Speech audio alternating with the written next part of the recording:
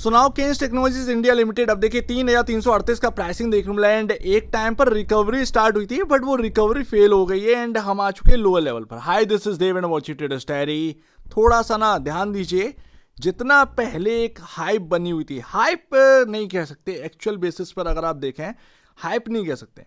Hype उसे कहते हैं कि अंदर कंपनी को कुछ हो ना और बस दौड़ा चला जा रहा है, बट स्टॉक प्राइसेस को जो है पंप करा गया था, जिसका खामियाजा जो है ना आज की डेट में भुगतना पड़ रहा है। सेमीकंडक्टर के नाम पर आपका जो है 40,000 प्लस करोड़ का यहाँ पर ना मार्केट कैप आपका पहुंचा दिया गया था। अब ऐसे में अगर आप देखें आपकी अर्निंग कहाँ पर है एंड आपका स्टॉक कहाँ पर है, आपके कमाने की जगह है ही नहीं है, वो भरपाई कैसे करोगे? एंड दैट्स वाई ये फॉल है। ये वैल्यूएशन जो आपका ना इंक्रीज हो गया था, ये उसी का खामियाजा है। एंड इसमें अगर आप देखें कंपनी का लेकर आओगे, कंपनी का कोई भी फॉल्ट नहीं होता। यहाँ पर आपके सामने स्टॉक मार्केट में स्टॉक है, लोगों को लगता है कि छूट गया मेरे हाथ से, बट ये थोड़ा सा देखो कि जब भी कोई स्टॉक का भाव जो है ना सिर्फ इस बेसिस पर ऊपर गया है, इतना ऊपर कि बॉस काम शुरुआत होने वाली है कंपनी के अंदर, बट उसकी अर्निंग्स जो है ना वो रिफ्लेक्ट अभी नहीं कर रही है। अर्निंग रिफ्लेक्ट होने में टाइम लगेगा। आपके स्टॉक कहाँ पहुंच जाता है एंड फिर उसके बाद जो है इन्वेस्टर भुगतते ही है। तो वो यहाँ पर कहानी है। फिलहाल एक ऐसी जगह पर आ चुका है स्टॉक कि पूछो मत।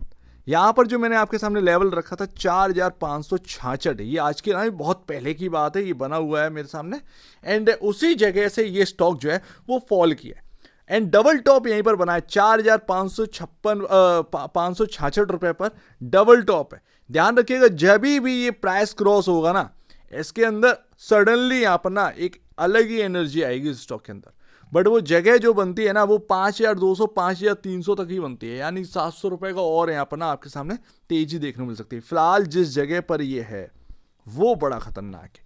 इस स्टॉक के अंदर होना क्या है, क्या वैल्यूएशन आप सस्ती हो चुकी है इतना गिरने के बावजूद? थोड़ा समझते हैं, लाइन चार्ट थोड़ा सा देखिए। बिकॉज ऑफ ऑलवेज मैं आपसे कहता हूं फंडामेंटल जो लोग कहते हैं ना बेकार है और जो लोग कहते हैं टेक्निकल बेकार है, मैं आपको बता दूं फंडामेंटल और टेक्निकल का कॉम्बो बना लो, हर चीज जो है ना वो आपको बेहतरीन एक तरीके से स्टॉक पूरी तरीके से आपको कहानी समझ में आने लगी। फंडामेंटल को देखो, कितना दिन तक देखोगे? हर क्वार्टर में चेंज होता है, हर दिन भी चेंज होता है पी रेशो एंड भाई आपका जाहिर सी बात है, बट अर्निंग पर शेयर तो आपका चेंज होता है क्वार्टर ऑन क्वार्टर बेसिस पर, राइट? तो ऐसे में आपका एक बार आ जाता है, उससे आपको समझ में आ जाता है मेरे स्टॉक महंगा है सस्ता है, उसके बाद टेक्निकली काम आते हैं। फिर उसमें क्या होता है ना, स्मार्ट जो लोग हैं बहुत कम लोग जानते होंगे, बट फंडा प्लस टेक ये दोनों जो है ना चीज़ें मिला दोगे तब जाकर पूरे स्टॉक बनता है। तो ध्यान रखिएगा फंडामेंटल प्लस टेक्निकल जो है वो आपका यूज़ होना ही है। फिलहाल आप जो है ये एरिया देखिए, यहाँ पर आपका ना पहले तो 4,000 ये मान लीजिए इतना आसान नहीं है क्रॉस करना, ऊपर से 4,566। तीसरी बात, जिस जगह पर हो वहाँ एक डिसीजन मेकिंग चल रही है कि बॉस मुझे हायर साइड जाना है या लोअर साइड, क्योंकि 3,450 ये आपका काटने के लिए बैठा है। जैसे ही हायर साइड जाओगे ना वहाँ से एकदम से सेलिंग आ सकती है एंड अगर आप क्लोज हो गए ना 3,400 3,450 के ऊपर कुछ दिन, तो फिर वो है ना आपका एक दरवाजा ओपन हो जाता है 4,000 तक। लेकिन है क्या है कि ऊपरी और बड़ा रेजिस्टेंस है। अच्छा ये वो जगह है कि अगर निकली नहीं और अगर ऐसे में 3,000 का लेवल जो है वो टूट गया, क्योंकि आपको जो पुश कर रहा है वो 3,400 3,450 का लेवल जो है, जो रेंज है 50 रुपए की, ये आपको पुश कर रही है, ये ढकेलेगी नीचे की तरफ, ठीक है ना? तो अगर ढकेलेगी एंड वो सेलिंग प्रेशर बढ़ा एंड ऐसे में 3,000 का प्राइस जो है जो आप बचा के चल रहे हो साफ साफ दिख रहा है 3,000 का जो प्राइस है जो आप बचा रहे हो, ये अगर टूट गया, इसके नीचे की क्लोजिंग मिलने लगी ना, तो फिर वो और दिक्कत देगा। फिर आपका रेजिस्टेंस टू रेजिस्टेंस बनते चले जा रहे हैं चार्ट पर। इतना आसान नहीं होगा इसको जो है क्योर कर लेना।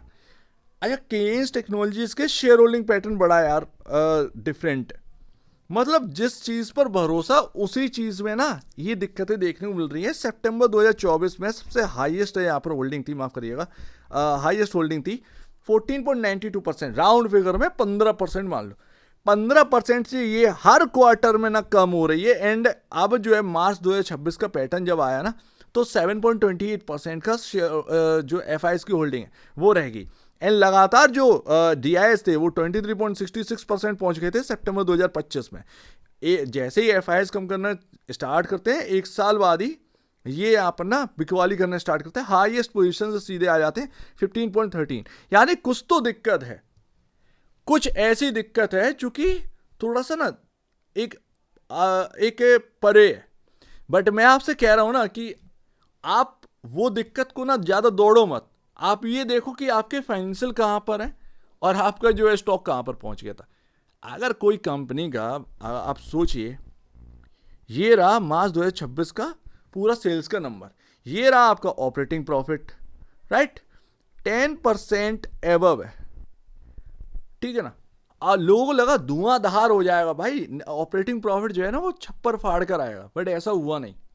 10 to 15% यहाँ पर ना आपका ऑपरेटिंग प्रॉफिट है, जबकि जिस कंपनी का स्टॉक का भाव जिस तरीके से दौड़ा था ना, उससे उम्मीद करी जाती है कि आपका ग्रोथ जो है ना वो बहुत हायर साइड रहेगा, 50% का ग्रोथ रहेगी जिस तरीके से ये भागा। क्योंकि ये स्टॉक का जो मार्केट कैप है मेरे हिसाब से लमसम ये पहुंच गया था, ये अभी 50 to 60,000 करोड़ के आसपास का पहुंच गया। मायने रखता है कहां से क्या कमा पाओगे, खुद सोचना चाहिए इन्वेस्टर को। अभी आप देखो 364 करोड़ का प्रॉफिट का नंबर है, 364 करोड़ का, जो कि 183 से बढ़कर 293 हुआ, ठीक है ना। फिर आपका 364 हुआ, कितना ग्रोथ है नेट प्रॉफिट में, कितना ग्रोथ है। नेट वो चीज आपके हाथ नहीं आ रही है, जो स्टॉक का भाव जिस तरीके से भागा था, जिस तरीके की ग्रोथ आनी चाहिए थी वो नहीं है। समझ रहे हो ना बात। 10% अगर आप देखो 10% ही आपका सेल्स का, 10 to 11% के आसपास सेल्स का आपका नेट प्रॉफिट है। ये कहानी जो है ना ये ट्विस्ट डाल दी थी, एंड दैट्स वाई कहीं ना कहीं करेक्शन का एक रीजन ये भी बना है। 22,350 करोड़ का मार्केट कैप है। अब देखिए नए बिजनेस स्टार्ट होते हैं तो कम से कम यहाँ पर ना आपका प्राइस जो है वो ठीक ठाक जगह पर रहनी चाहिए, आपका वैल्यूएशन ठीक ठाक जगह पर है। इसीलिए मैं कहता हूँ ना कि यूएस में जो घट चुका है ना वो चीज़ इंडिया के अंदर घट रही है। यूएस के बड़े से बड़े ऐसे स्टार्टअप या ऐसी चीज़ें उठाकर देख लीजिए जिनमें ऐसे ही हुआ था, एकदम प्राइस चल पड़ा, सिर्फ ये कि कहाँ कंपनी ने काम स्टार्ट कर दिया एंड उसके बाद ना सब ढह गए, स्टॉक सब नीचे आ गए, कंपनी का कारोबार बढ़ रहा है बस स्टॉक नीचे आ गए, क्योंकि इतना चल चुके थे। टाइम होता है। इतिहास उठा के देख लीजिए इंडियन स्टॉक मार्केट के अंदर जो जितना तेजी से दौड़ा था ना, उसके बाद IRCTC देख लो, क्या एकदम से आपके ना मल्टीवैगर स्टोरी बन गया था IRCTC। उसके बाद क्या हुआ, एक लंबा पॉज चला है, ये लंबे पॉज में आ जाते हैं स्टॉक्स, फिर इनकी स्टार्टिंग हो जाती है।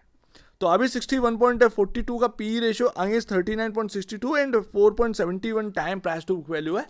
खैर अब जो है वो थोड़ा सा ठीक ठाक जगह पर आ चुके, बट अभी भी स्टिल थोड़ा सा महंगे। अब Q1 यहाँ पर ना आप आने दो, Q1 के नंबर्स आप आने दीजिए, उससे ना एक रियलिटी बया होगी कि केन्स टेक्नोलॉजी का स्टॉक जाना क्या है, क्योंकि एक ऐसी जगह आ चुका है जहां पर एक नॉर्मलिटी है, वैल्यूएशन भी यहाँ पर ना नॉर्मल हो चुके हैं थोड़े से। आप कुछ भी कह लीजिए, महंगे या सस्ते हैं, बट एक नॉर्मल वे में आ चुके हैं वैल्यूएशन। इतने बहुत बहुत बहुत महंगे नहीं रहे कि बहुत बड़ा रिस्क टांग के चल रहे हैं। अरे ज़्यादा से ज़्यादा होगा अब यहाँ पर 20% का, 25% का रिस्क होगा।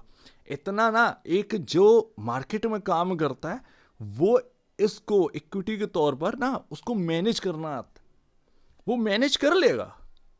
समझ रहे हो ना, वो मैनेज कर लेगा कि किस तरीके से मुझे स्ट्रेटजी बनानी है। अगर ये मेरा स्टॉक ना 25% ओवर चल रहा है ऊपर, तो मुझे क्या स्ट्रेटजी बनानी है, आपके पास भी स्ट्रेटजी होना चाहिए।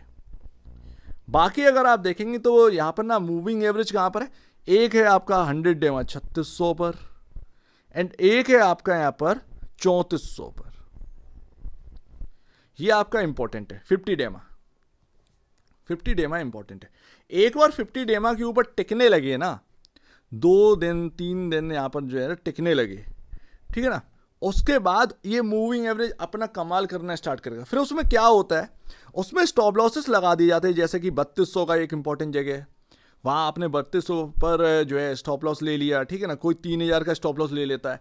ऐसे में क्या होता है, ऐसे स्टॉक में जब जगह बनाई जाती है तो स्टॉप लॉसेस चेज करने पड़ते हैं। मेरा मानना ये है कि कोई भी कुछ भी हो A to Z, कोई भी स्टॉक हो, अगर आप लॉन्गर टर्म के लिए चुन रहे हैं फिर भी आपके पास स्टॉप लॉस होना चाहिए।